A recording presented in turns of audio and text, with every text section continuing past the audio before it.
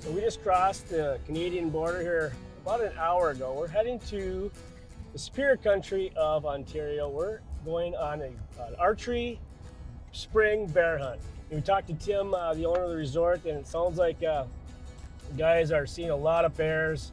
Guys are tagging out. In fact, he said we got a couple of really nice bears on the stands that he's got to set up on. So not only are we going to be bear hunting, but we're going after some fish too. So we brought some rods. Flint Wilderness Resort is the resort we're going to, and it's nestled on Klotz Lake, which is connected to Flint Lake by Flint River. And those two bodies of water are well known for big walleyes and big pike. So we're going to be hunting probably in the evenings based on the trail cam pictures that we're getting are typically evening movement. So we'll be fishing in the morning, hunting in the evening. We're almost there. We're a couple hours out. We're going to get checked in with Tim. We're going to get settled in, and tomorrow, follow along because I have a feeling this is going to be a really exciting trip.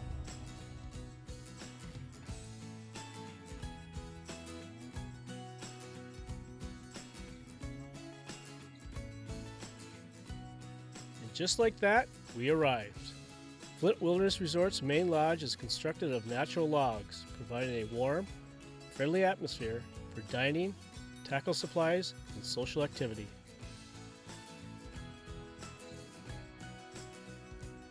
Along the shores of Klotz Lake are their 10 beautiful cabins. The interiors are bright, clean, and comfortable. Each cottage is fully equipped for housekeeping and includes electric stove, refrigerator, microwave oven, all kitchen utensils, linens, hot and cold running water, and modern two-piece bathrooms. Okay, we are here for the week. We're all checked in. We talked to Tim. He said that we're going to have a little orientation tomorrow about noon. And it looks like we'll be in the stand by about 3 o'clock looking to shoot a bear.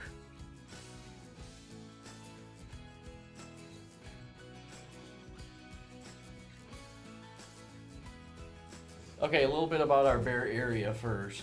When we pick out a spot and go to it, we'll go to the bait, you go to your tree or blind, and we don't really want you going anywhere near the bait because they recognize Tim and I's scent, and we've always been there. So any new scent in an area kind of throws them off. So typically we'll take you to the stand or blind. We'll go to the bait. When we get done baiting, we'll look back at you. If everything's cool, you just give us a thumbs up and we're out of there. We bait every other day. So today we'll bait when we drop you off. Tomorrow we just drop you off. We'll drop you off far away from it if you want. If you want to sneak into your spot and you want to be dropped off farther away, we'll do that too.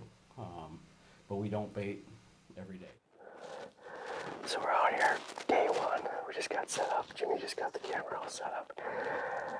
They just baited the barrel and they're off, and we're off and running now. So it sounds like they've been coming in every single day. So, and multiple bears. There's a lot of bears in this area. There's no question about that. So I'm excited to see, even if it's bear number one that we have to take, I'm taking it. So as long as it's a mature bear, without question, I'm excited. But this should be a very, very exciting hunt. So hope you follow along.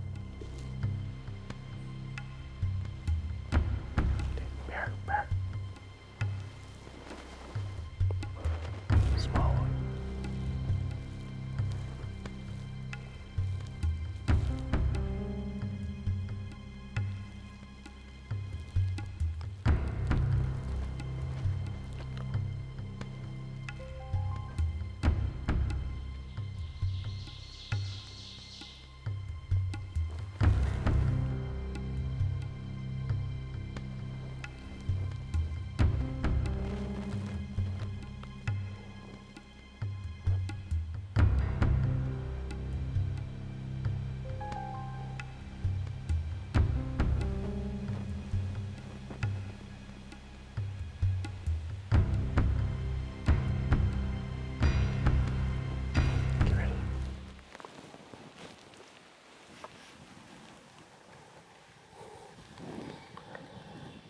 There we had some action. A little small bear came in. Boy, the thing took off. At one point I thought, oh my gosh, here we go. Big one's coming in. But I don't know what happened. He might have cut whiff of our scent or something, but he came back in.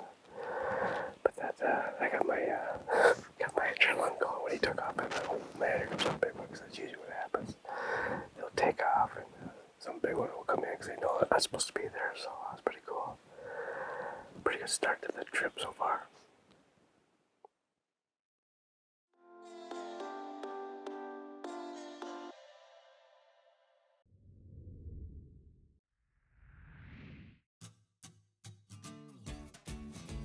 So, like I was saying earlier, the beauty of coming up here to do a spring bear hunt is you actually get to go do some fishing too. The trail cams have been showing bear activity in the evening. In fact, we went last night and saw a couple of bears. They weren't shooters, but they got us excited.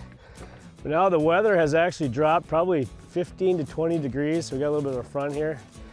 Tim Kate went out with me yesterday and showed me a few spots, so we're gonna go check those out, maybe catch a few walleyes, maybe have a little shore lunch.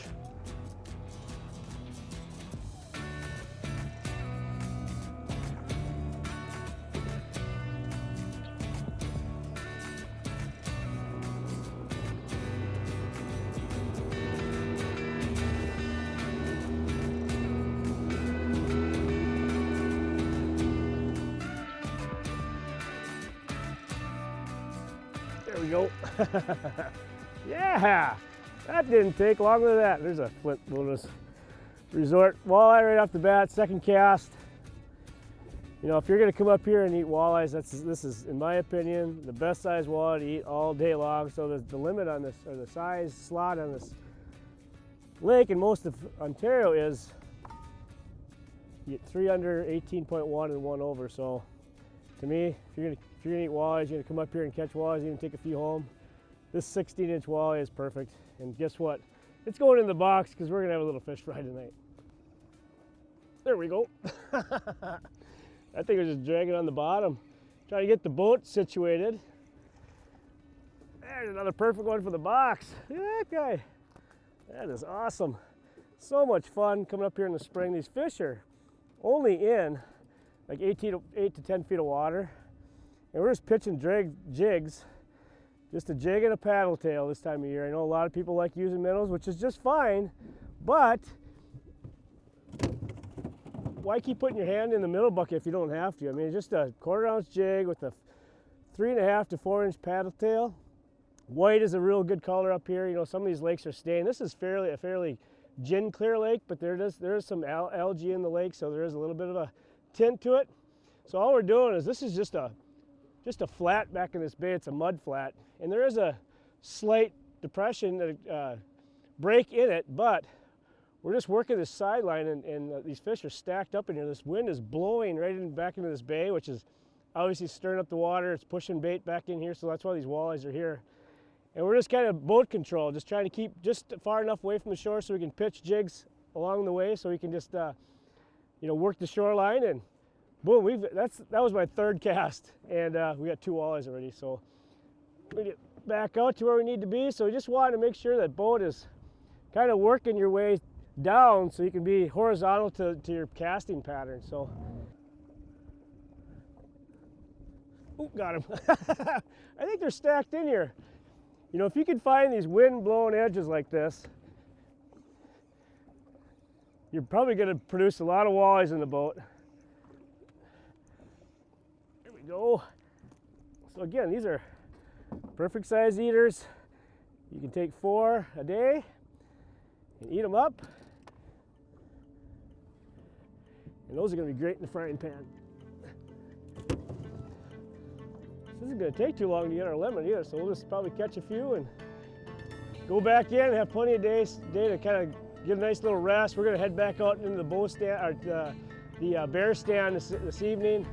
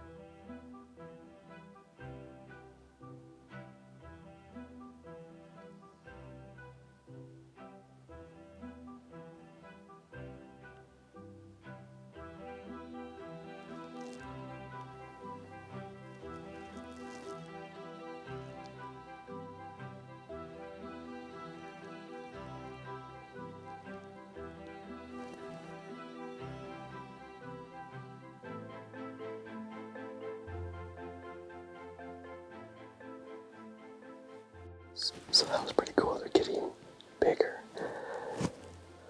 That was borderline, I would say, shooter, but we've got another model that's been coming in much bigger than that. We had trail cam footage from last night, and he looks really big. But this is pretty fun, entertaining to watch the bears come and go. But he's still back there, so he might come back in. But we got about an hour left of shooting time, and I have a feeling that we still might see our shooter bear come in yet tonight. So.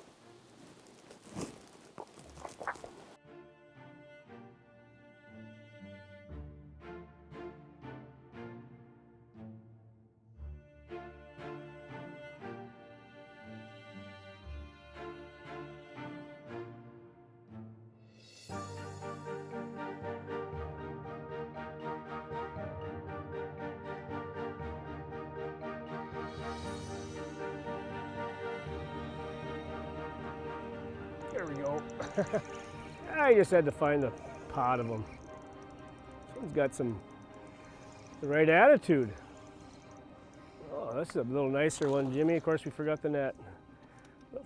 We'll have to flip it in. But this is definitely one of the nicer fish. Yeah, it's good average sized fish out here. Beautiful fish, huh? This guy had the right attitude. They like to fight up here, that's for sure. Nice fish. So let me show you some of the baits that I'm bringing up here to fish this week. Now, you know, it's a drive-to destination, so you can bring everything in the kitchen sink, but whether you're on a bear hunt or not, you can really limit on, narrow down what you're bringing on these trips that are really effective to catch walleyes. So when you're coming up on these drive-tos, even a fly-in, right? So when you're doing a bear hunt and fishing trip, it can be daunting on what to bring, how much stuff to bring, especially on a fly-in. You really can't bring a lot of stuff because of the weight restrictions. But with a drive-in, you can bring everything but the kitchen sink. But I like to really narrow it down, because otherwise you're bringing a bunch of tackle that you don't even use. So obviously the number one thing that you want to bring for walleyes, and it's not even a question, is jigs. Jigs. Jigs probably catch more walleyes in Canada than probably any other bait combined, and it's not even close. So what I usually bring, we're up here in early June, and I like to bring basically two sizes, because you're, again, fishing that 5 to 10 feet of water, so you're not fishing real deep. So anywhere from that 1/8 ounce jig to maybe a quarter are ideal. And there's a lot of different jigs on the market. You got the VMC Moon Eye jig, you've got the RZ jig from Northland, and another jig that's really coming along and more people are using it, and it really took off in ice fishing, is the tungsten jig. And I really like tungsten because it's more of a dense jig. You can use a smaller profile jig, and it's still the same weight as a jig this size. So if you look at the difference, it's quite a bit. And when the fish are lethargic, sometimes they want that little offering. So I really like tungsten. It's a really good option. And when you're talking about putting at the end of your line, obviously minnows work. I mean, I don't care where you go, minnows work, but there are times where soft plastics do outfish live bait, and that's not even a question. There's a lot of different options again out on the market. I really like the paddle tail, you know, the 3 3/4 inch paddle tail. This one's got a rib that gives a little bit more sound in the water. Obviously the suicide shad from Big Bite Bait, this is an awesome bait as well. In addition to that, putting on your hook, you know, just that split tail minnow style bait, you know, this is more of a ripping of your jig, as opposed to something like this. It's more just a soft lift and let it fall and let the fish grab it. So those are really good options when you're talking about jigs, minnows, soft plastics. Obviously twister tails are really good, very famous for Canada. But another option, no question about it, is crankbaits. So if I'm going to do two things, I'm going to use jigs and crankbaits. This number 7 Shad Rap has caught more fish for me in Canada this time of year than any other bait that I've got in my tackle box as far as hard bait. So, and another one is the Hornet. The Hornet, I've used this a lot. It's real famous actually in Dakotas. This is where this really became famous. The Hornet became famous for catching walleyes out there, but I use this in Canada a lot and catch a lot of walleyes. So trolling, I use this for trolling and casting, so it's real versatile. So if you're looking at just a couple of things to bring and really narrowing down what you need to bring in your tackle box, those are a couple of really good things. And then when it comes to your rod, reel, and line, I don't know if you've ever seen these rods before. Trica is new to the market, and I just started using these this year. It is a phenomenal rod. It's really cool. It's all carbon. It's a carbon handle, carbon blank, and the blank goes back into the handle. It really enhances the sensitivity of this rod. This is actually a 7-foot medium power fast action. Now, when we're using light jigs, you don't want that extra fast action, so the fast action goes a little bit further back into here, so that light jig, you can really get the sensitivity dialed in. So I'm also using a 10-pound 832 suffix, and I like that high vis line because you can watch your line jump. It's really the way to go when you're talking about jig fishing. And then I've got just a 10 to 12 pound fluorocarbon leader tied with a little swivel. On this reel, I've got the Daiwa Tatula 2000. I like the 2000 just because of line capacity. I know we're not in deep water, but it's also that bigger arbor is very nice for line pickup. So I use that 2000 in a lot of applications, from jigging to, I'm also using this for a crankbait too. So you get a little bit more line out there. It's really nice.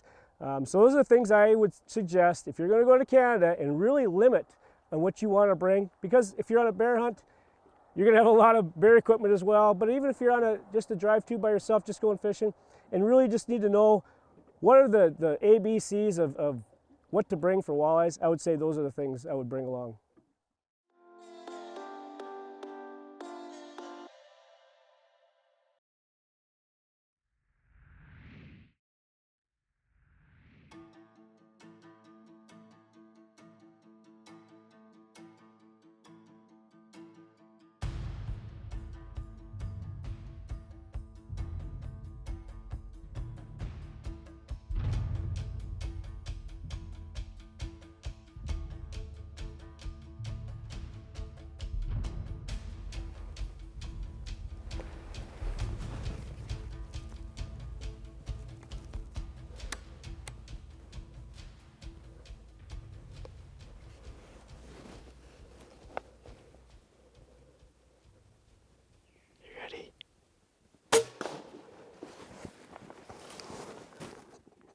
I can't believe that just happened.